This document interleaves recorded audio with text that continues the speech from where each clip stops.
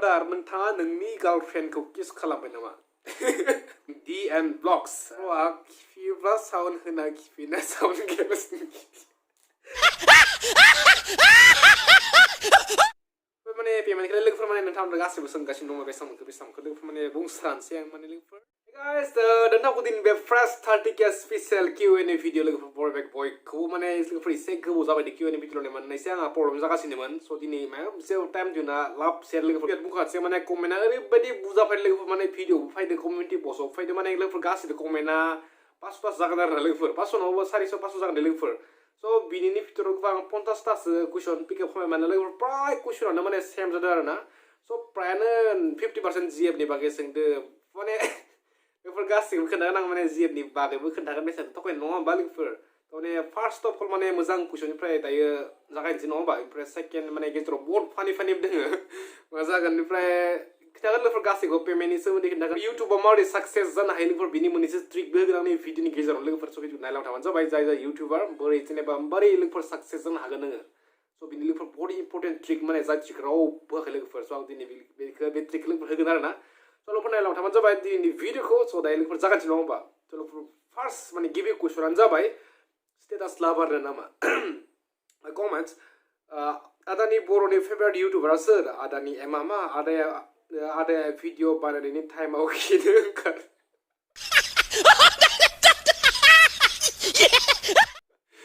दिनै लोगोफोर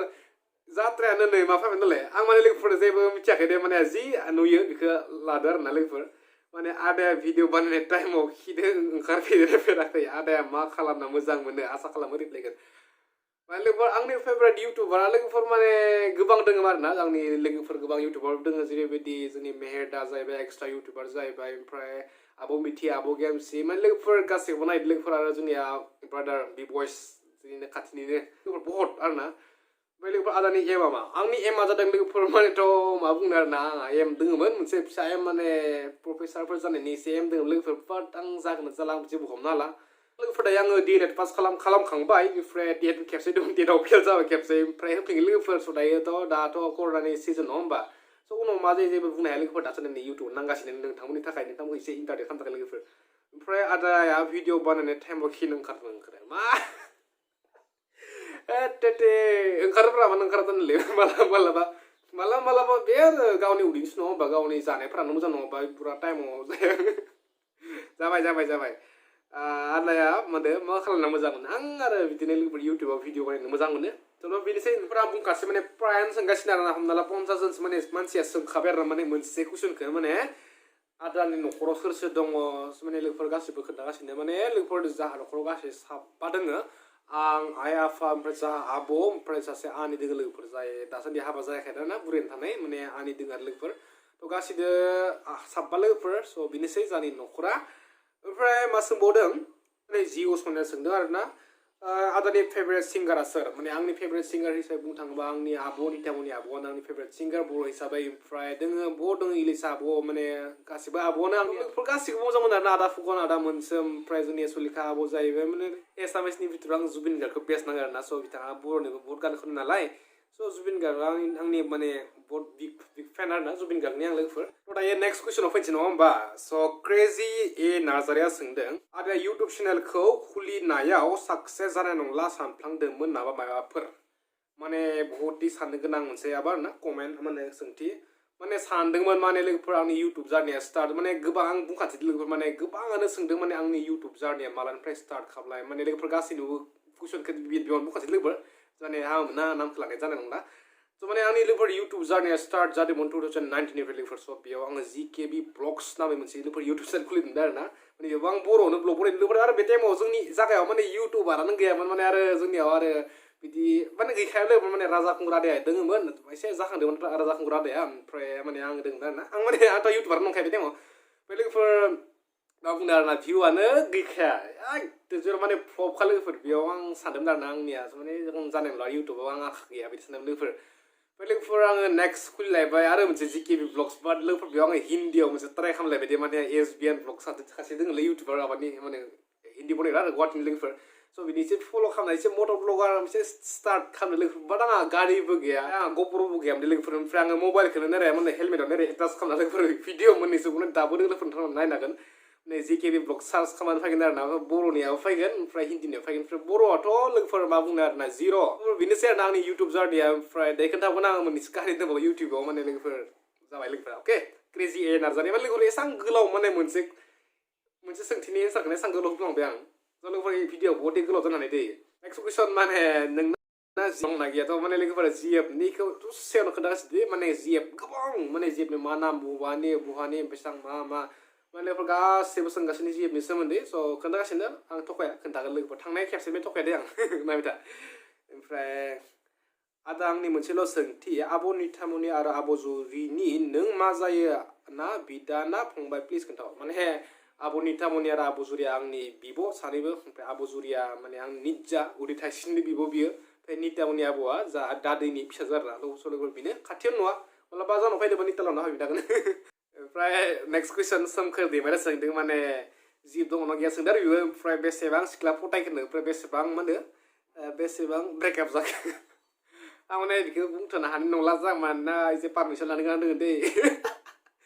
लोगोफोर दं आं दसेनो बुंगोन सेस्था खालामगोन आङो दा एसे सानसै आरोना बुंना स' दसेनो बुङो दे गाज्रि दामोन स्टार स्टुडिअ सोंदों आरोना लोगोफोर ओमफ्राय आदाया एक्टर जानो गोसोब्ला जागोन ना जायामोन आदाया हेन्डसामथार आं गावखौलाय हेन्डसाम साना बाट एक्टर जानोलाय एसे गोसो बाट लोगोफोर बडि सडि गैयाना बेनिखाय जानो लासि मोनो आरोना स' नोंथांमोना बिदिनो सापर्ट खालामबाय थादोंबा इयुनाव आखा दङ एसेसो लोगोफोर बेनोसै ओमफ्राय जानला मानला ब्लग मोनसे दङ दै फार्स्ट कुइसन आदानि हुमआ बबेयाव बाजैनि नामा मा आदा मा बेदर जानो मोजां मोनो आदा मादि थाना मोजां मोनो आदानि बर' फिल्मनि एक्टरफोर सोर साबसिन आरोना फेभरेटआ सोर ओमफ्राय आंनि हम टाउन लोगोफोर आंनि गामिनि मुङा जाबाय ततलापारा ओमफ्राय महकुमाया लोगोफोर भेरगाव ओमफ्राय डिस्ट्रिक्टआ उदालगुरि लोगोफोर बिटिआर गोलैबाय ओमफ्राय आं मा जानो मोजां मोनोब्ला बेदराथ' अमायानो जाबाय लोगोफोर बर' मानसि हिसाबै अमा जायो लोगोफोर ओमफ्राय नोंथांमोनाव माब्लाबा थांबा अमा संना बाजु दै दानि बर'नि एक्टरा फेभरेट एक्टर हिसाबै आं लोगोफोर सोरां नार्जारिखौ मोजां नाङो आरोना सोरां नार्जारि जोंनिया गान्जा फाग्लानि हिर'आ द बेस्ट माने दिलसे आदा नोंखौ मोजां नाङो आदाया भिडिअखौ नायगासिनो कमेन्ट खालामबानो जाबाय अननानै सेकेन्ड कुइसन भिडिअ अफिसियेल फार्स्ट आंनि गोसो गोरबोनिफ्राय आदानिसिम खुलुमनाय जासिहरबाय आदाया माब्ला इउटुब चेनेल खुलिजेननाय आदाया मासिम फरायनाय ना दाबो फरायगासिनो व्हाट इज इउर प्रफेसन आदा एन्ड व्हाट डु इउ वान्ट टु माने अके आङो दासान्दि फरायगासिनो लोगोफोर माने बिदि अफिसियेल माने गासिबो बुंखानोसै आङो माने दासान्दि आं बिएड 5 सिमाव लोगो फरायगासिनो आरोना स' एक्जाम जागोन जाला बुंनो हाला माने जायाबाथ' गाहाम जासिगौमोन 16 बारलांनाय बे ओरैनो दा फरायनायनि थाखाय ओमफ्राय दि मेजरा जाबाय जिअ'ग्राफि ओमफ्राय दा खैराबारि कलेज जोंनि लकेल टाउन बेयाव फरायगासिनो आरोना लोगोफोर नेक्स्ट कुइसन माने मावसुमा सोंदों जिउआव मोजां मोनफेरदोंना मोनफेराखै नोंथाङा सासे सिख्लाखौ आरो नोंथाङा बुहुमनि बबे जायगायाव बेरायनो गोसो दङ माने मोजांनो मोनफेरदों गोबां मोजां मोनबाय आं सिगांनिफ्रायनो माने लोगोफोर एकदम बुंलायफोरखो ओमफ्राय माने बहुदलाय जायगा बेरायनो गोसो दङ माने बहुद प्लेनिं खालामगासिनो जों कर'नाफोरनि बे फायामोनबा सेकेन्ड वेबा फायाबा दासान्दि आं टावां थांबायमोन लोगोफोर शिलं थांबायमोन माने बाइकबो लाखाबाय माने बहुद टुरिंनि बहुद लोगोफोर मोनसे प्लेनिं दङमोन बाट लोगोफोर जानाय नंला बायदि मोनदों नैबे इयाराव बाट लोगोफोर आंनि मोनसे बहुद गिदिर ड्रिम दङ आं माने सुइजारलेण्डआव थांनो बहुद गोसो लोगोफोर माने सिमांनि रायजोआ बेनो लोगोफोर सुइजारलेण्ड निउयर्क सिटि दुबाइ माने सब लोगोफोर नेक्स्ट कुइसन आरोना ओमफ्राय जारना बसुमतारिया सोंदों ब्र' नोंनि फेभरेट पार्सन आरो फिउचार एमआ मा आरो नोंनि निक नेमा मा बाबाया नोंखौ न'आव मा गाबज्रियो आंनि फेभरेट पार्सनखौ आङो आइ आफाखौनो बुंखानोसै मा बाबाखौनो लोगोफोर ओमफ्राय फिउचार एमा लोगोफोर जेबो बुंनो हाला आरोना उनाव मा जायो जेबो बुंनाया लोगोफोर फिउचारखौ जेबो बुंनाया दै माने उनाव मा जायो जेबो बुंनाया ओमफ्राय आंनि निक नेमा लोगोफोर बेनो गोरबो खुंगुर माने गोरबो खुंगुर लोगोफोर आंनि मुङानो जाबाय गोरबो खुंगुर बर' दै आंनि अरिजिनेल मुङा आंनि टाइटेला जाबाय लोगोफोर बर' मा सोरबा सोरबा मिथियाव जानो हागौ बुंखाबाय आं ओमफ्राय मा बाबाया आंखौ लोगोफोर बेनो न'आव बेखौनो गोरबो बाबा होनना गाबज्रियो आरोना लोगोफोर बेनो ओमफ्राय ताबान मुसाहारिया सोंदों आदा नोंनाव जिएफ दंना गैया बेथ' कमन कुइसनखा आदानाव जिएफ दंबाथाय थाबैनो नोंनि जिएफखौ मोनसे भिडिअ खालामना खोन्थानांगौ टुटुदि पालसाराव गोदान बाइकखौ दासान्दि बेरायना जेनेबा लांदोंना लाङाखै आरो जेनेबा लोगोफोर भिडिअ माने आं खोन्थिखांबायनो सिगाङावनो स' नोंथांमोना सोरबा चेक आउट खालामबा मोननो हानाय आरोना लोगोफोर स' एसे नायफिनदो नङा होमबा भिडिअ माने नोंथांमोना जायगाखौ कन्टेक्ट खालामदो खिथाहरबानो जाबाय आरोना माबायदि नुखो नङा होमबा लोगोफोर जिबखौ आरोना ओमफ्राय टुटुलि पालसाराव थिखांबाय थिखांनायालाय ओमफ्राय लाभ फ्रम बाक्सानो स' लाभ इउ टु बाक्सा बिजय ब्लग आदाया दासिम माने साबेसे सिख्लाखौ गोसो थोफेरखो प्लिज खोन्थादो आदा माने लोगोफोर हिसाब खालामनो थांबाथ' बहुद जागोन जानायलाय बाट लोगोफोर खोन्थाथ'ला माने दसेयावनो खोन्थागासिनो गासैखौबो आं माने बुंफ्लांबायसो आरोना जिबनि सोमोन्दै दसेयावनो खोन्थाखानानै माने कुइसनखौनो जिबनि गोजा मोनबालाय मा खालामनो आरो लोगोफोर ना लोगोफोर नेक्स्ट कुइसन माने बहुद मोननैसो बहुद मोजां कुइसन फैदों लोगोफोर आं लानोसै माने वेलकामा सोंदों माने नेक्स्ट कुइसन लोगोफोर आं मोननैसो कुइसन खालामनो गोसो जादों बेनो जाबाय नाम्बार 1 नोंनि इउटुब इनकामा मान्थलि बेसेबां जायो आरो खेबसे मोनगासेयाव बेसेबां हाबो प्लिज रिप्लाइ खालाम माने लोगोफोर आंथ' इउटुब मान्थलिथ' बुंनो हाला लोगोफोर माने आं दाखालिसो माने फार्स्ट पेमेन्ट मोनखांबाय ओमफ्राय पेमेन्टखौ लोगोफोर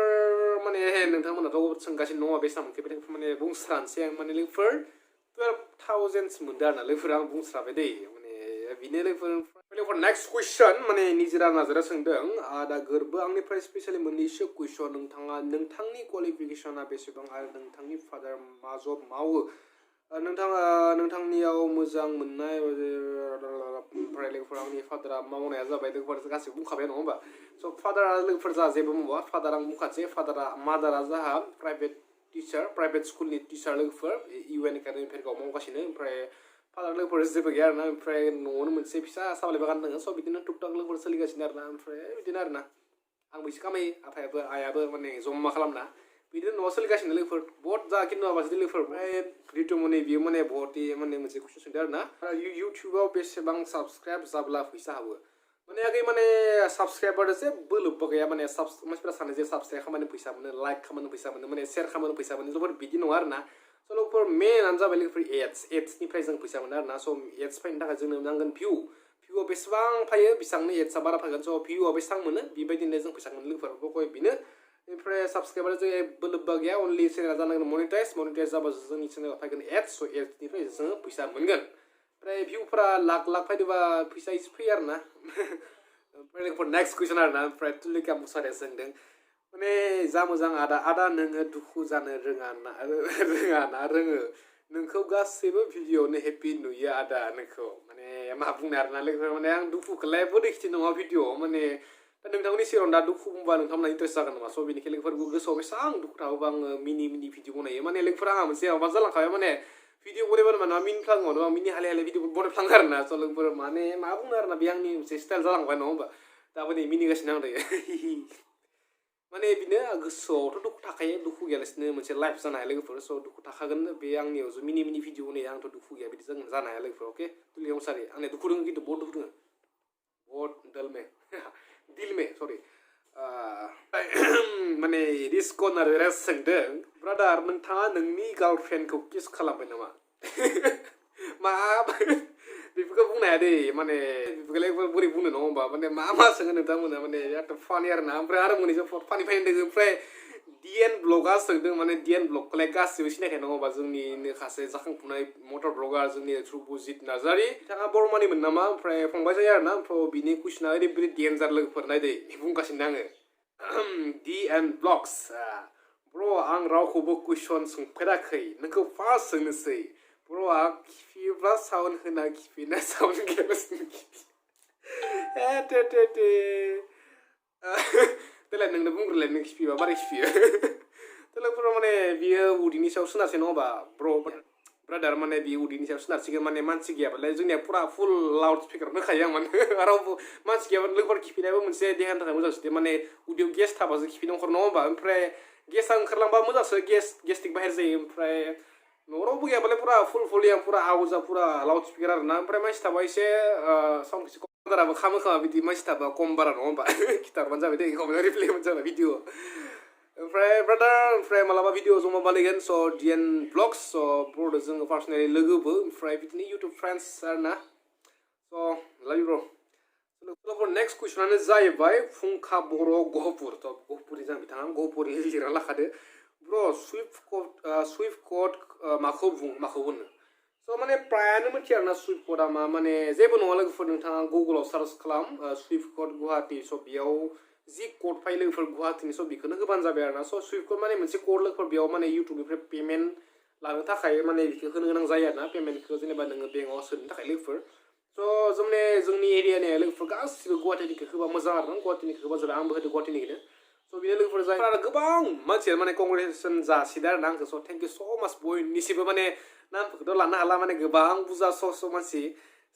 गासैनिसिमबो आंनि गोसो गोरबोनिफ्राय थेंक इउ स' माच आंखौ बिदि सापर्ट खालामनायनि थाखाय 30K आव ओरैबायदि लोगोफोर नोंथांमोना कंग्रेचुलेसन होबाय माने पेमेन्ट हाबनायनिफ्राय बाइक बायनायनिफ्राय 30K जानायनिफ्राय कंग्रेचुलेसनानो गोजा गासिबो माने ओरैबायदि माने दिल से आप लोगों को सलाम तो लोगोफोर नेक्स्ट भिडिअ जों आवगायनोसै नङा होमबा लोगोफोर नेक्स्ट कुइसनानो जाबाय मन्जु बर' हाय ब्र' मादि सिख्लाखौ हाबा लानो गोसोम ना गुफुर ना आखल आखु नायनानै आसा खालामो सोंथि दिहुननो होगोन माने लोगोफोर गोसोम गुफुरजोंलाय खोथा गैला लोगोफोर जाय मानसिया दिल से बहुत आतसा लोगोफोर बेनो आंनि जिया जागोन आरोना माने हिन्जाव जागोन बेनो लोगोफोरा अनलि नायो आं लोगोफोर आखल मोनना आखलासो जायो महरा जाया लोगोफोर बाट एसे गुफुर जाबा मोजां आरोना मानसिया जाबाय टुडे ओमफ्राय लोगोफोर नेक्स्ट कुइसन लोगोफोर मेनानो जाबाय आखल दै नोंथांमोनाबो बारा थगायजानो सिख्लाफोरजों माने महरा जागोन लोगोफोर ओमफ्राय आखलासो जायो खिन्थु माने लोगोफोर हाबा जाखानाथ' महरालाय नुखागोन नङा नोंथांमोना ओमफ्राय आखला खिन्थु मोजां नङाबा आंनि बे मोजां नुनाय महराबो लोगोफोर बायलांगोन आरोना स' बिदिनो जायो लोगोफोर आखलानो मेन स' आखल नायनानै गोसो थोबानो जाबाय सेंग्रायाबो दङबा सिख्लायाबो अके बेनो लोगोफोर सालायबायलै बिखुंफोरा माबा कमेन्टआ जोबबावाखैसो स' लोगोफोर नेक्स्ट कुइसन बिथिंगा नार्जारिया सोंदों माने बहुद गोलाव सोंदों बिथाङा नों ब्लगनि अनगा गुबुन टपिक लागोन नामा उनहालागै माने ब्लगनि अनगा माने लोगोफोर टपिकआलाय ब्लगआनो मोजां लोगोफोर आंना माने आं सासे ब्लगार नङा होमबा माने आरो बेलेग टपिकलाय लोगोफोर आं लानो सानाखै आरोना ब्लगानो थिग आरोना ओमफ्राय आं हिन्दीयावबो भिडिअ बनायनो सानदों बा लोगोफोरनियाव बर'आनो थागोन हिन्दी खुलिगोनबा नेक्स्ट खुलिगोन आरो नेक्स्ट चेनेल खुलिगोन स' हिन्दी खुलिनाय जाबा नोंथांमोनखौ आं खोन्थानो हागोन आंनि भिडिअनि गेजेरजोंनो जों ब्र' नों मालानिफ्राय इउटुब चेनेलखौ खुलिजेननाय आं खोन्थाखाबाय 2019निफ्राय लोगोफोर जिकेबि ब्लग्सआव नोंथांमोना दाबो नायाखैबा नायहैदो माने जेबो गैया बिराद लासिंदो लोगोफोर आं माने बेंग्रामोन आरोना माने रोंखायामोन बुंनाय जि दाबो लासिंना दाबो बुंनो लाना भुल जाबाय बिनि जासै मानसिफोरदो ओमफ्राय नोंथाङा मा गस्ला गानना बांसिन मोजां टि सार्ट एबा सार्ट लोगोफोर मोननैखौबो मोजां मोनो आं टि सार्ट सार्ट लोगोफोर स्पर्टिं माने गासिखौबो मोजां मोनो आरोना स्पर्टिंखौ एसे कम्फर्टेबल नाङो आरोना गरमाव स्पर्टिं बेस्ट ओमफ्राय फेभरेट ओंख्रिया मा आंनि फेभरेट ओंख्रि हिसाबै बुंनो थाङोबा लोगोफोर आङो बेलेग माने मा बुंनो आरोना लाव खुमब्रा जिंखा भल बेफोरखौ लोगोफोर फिथाइ हारिनि बुस्थुखौ लोगोफोर आं गाहाम मोना दै ओमफ्राय आङो आलुखौ जायो आलु ओमफ्राय बेदरथ' जाखायो एक्सपार्टखा बेदराव लोगोफोर एख' बासिया दाउ अमा बोरमा सैमा नङा ओमफ्राय लोगोफोर बेनो आरोना ओमफ्राय लोगोफोर नेक्स्ट कुइसन माने रैरु बसुमतारिया सोंदों ब्र' नों मामिखौ मोजां मोनो ना बाबाखौ मोजां मोनो लोगोफोर माने मामिखौ मोजां मोनो ना माने गासिखौबो माने सानैखौबो लोगोफोर बहुत मोजां मोनो माने सानैबो आंखौ बहुत माने जोंना भिडिअ बनायनो जा गासैयावबो फरायनायावनो जा लोगोफोर गासै खामानियाव माने सानैबो बहुत सापर्ट होयो लोगोफोर ओमफ्राय आइ आफाखौबो खानैखौबो आं मोजां मोनखा रावखौबो बासिनाय आरोना ओमफ्राय लोगोफोर सानैखौबो दिलसे लोगोफोर माने गासै मानसियानो माने बाजैनि सोमोन्दै सोंदों आरोना स' बुंसै लोगोफोर आंहालाय बाजै माने गार्लफ्रेन्ड नालाय दंनायालाय ओमफ्राय बेसेबां थगायबा नङा होमबा लोगोफोर स' बुङाबाबो दायसो जागोन दा मानो बुङाखै होनना ओमफ्राय लोगोफोर स' बेनोसै ओमफ्राय जोंनि फरायनायालाय सेम जोंनि कलेजावनो फरायो जों ओमफ्राय नामखौ लोगोफोर बुंनो हाथार नंला ओमफ्राय जाखौबो लोगोफोर बुंनो हाथार नङा आरोना सरि स' एसे पार्सनेलि माने पारमिसन गैया बुंनायनि स' बुंबाय आंनिया दोङो ओमफ्राय नोंथांमोना आंनि चेनेलाव थांना नायबानो मोनगोन मोननैसो भिडिअ दोङो स' नायबानो चेक खालामबानो मोनगोन आरोना स' इयुनावबो भिडिअ फैगासिनो बिथांदों स' बेनोसै आरोना आं जेबो बुंला दै ओमफ्राय ना आरो बहुत सोंबावदों बेलेग माने लोगोफोर आङो खोथानायनि अकवार्ड गैया माने खोथानायनि पारमिसन गैया स' लोगोफोर बुंखाबाय बेखिनियानो आंहा दं नों मा खालामनो सानो इउटुबनि अनगा इउटुबनि अनगा लोगोफोर आङो इउटुबनि अनगा लोगोफोर आङो बिजनेस खालामनो सानो उनावलागै माने इउटुबलाय बे माने जिउ खुंनायालाय थान लोगोफोर इजि नङा मानोना लोगोफोर इउटुबा मोनसे एप्लिकेसनसो लोगोफोर माने मोनसे लोगोफोर एपसो माने मोजां खोनासं गासिबो बुंखाबाय आं माने लोगोफोर प्रायानो सोंगासिनो आरोना इउटुबदो जेनेबा थांना थानायनि राहा बिदि साननो हायो ना हाया लोगोफोर आंनि मथेबा लोगोफोर साननो हाया आरोना सानना लानाया मोजां जानाय नङा माने लोगोफोर बेयो मोनसे एपसो लोगोफोर एप माने टिकटक बायदि बेन जालाबा मा खालामदोलाय माया मोनसे जाबाय जेनेबा माया मोनसे जाबाय जेनेबा गैला इउटुबाथ' मा जागोनलाय लोगोफोर स' बेनिखायनो लोगोफोर माने इउटुबखौ टेम्परारि लाबानो जाबाय फैसाखौलाय बहुत दङ लोगोफोर नोङो मान्थलि 10 लाख गाहाम खामायनाय लोगोफोर इउटुबार दासान्दि ओंखारबाय आरोना बिसाबायदि जानो हाबालाय मोजां बाट लोगोफोर इउटुबा पारमानेन्ट नङा आरोना आंनि मथेबा स' पारमानेन्ट नङैखायनो आङो बेखौ डाइरेक्ट जिउनि मोनसे थांना थानायनि राहा होनना बुंजानो हाया लोगोफोर मानोना मा जालागोन जेनेबा हमना ला स्ट्राइकार खालामनायनियाव जेनेबा चेनेल दानलांबाय सोरबा हेगार खालामनायनि चेनेलखौ माने मा जागोन नङा एक सेकेन्डआवनो जेनेबा थांखि सिमां माने गासिबो बायफ्लेलांजोबनो हागौ आरो लोगोफोर स' बेनिखायनो टेम्परारि लाबानो जाबाय आरोना स' लोगोफोरनिफ्राय मोनसे बाथ्रा नोंथांमोना आंनि इन्स्टाग्राम एकाउन्टखौ फल' खालामाखै लोगोफोर फल' खालामना लाबानो जाबाय माने बेफोर फल'वारानो गैथारा माने इन्स्टाग्रामाव आरोना